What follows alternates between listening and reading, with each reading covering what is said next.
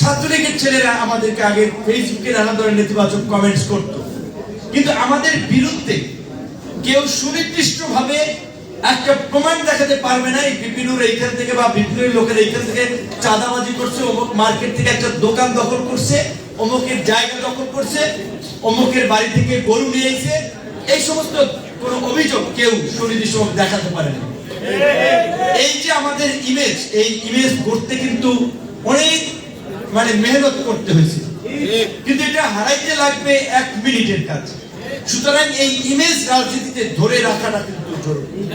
আমাদের নেতা কর্মীদেরকে আমরা বলবো নিজেদের ইতিবাচক ইমেজ ধরে রাখবেন এবং নিজেরা প্রতিষ্ঠিত অর্জন। অবশ্যই এতদিন ব্যবসা করতে পারেন নাই, চাকরি করতে পারেন নাই, নানান ধরনের ঝামেলা, হুমকি ধামকি, এখন সুযোগ আছে, এখন বৈধভাবে ব্যবসা করেন, নীতি নৈতিকতার সাথে ব্যবসা করেন, ব্যবসা বাণিজ্যের মাধ্যমে কাজকর্মের মাধ্যমে নিজেদেরকে একটু স্বাবলম্বী করার চেষ্টা করেন। কারণ নিজে স্বাবলম্বী না হলে তো দলের পেছনে 2-4 পয়সা খরচ করবেন কিভাবে?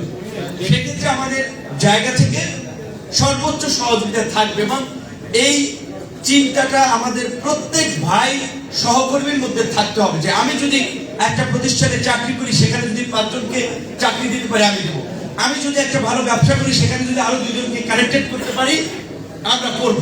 কারণ আমরা একেবারে টপ থেকে বটম লেভেলের নেতা কর্মীদেরকে রাজনীতির পাশাপাশি আমরা যদি আর্থিকভাবে তাদেরকে স্বাবলম্বী করে তুলতে পারি তাহলে দলও এগিয়ে যাবে।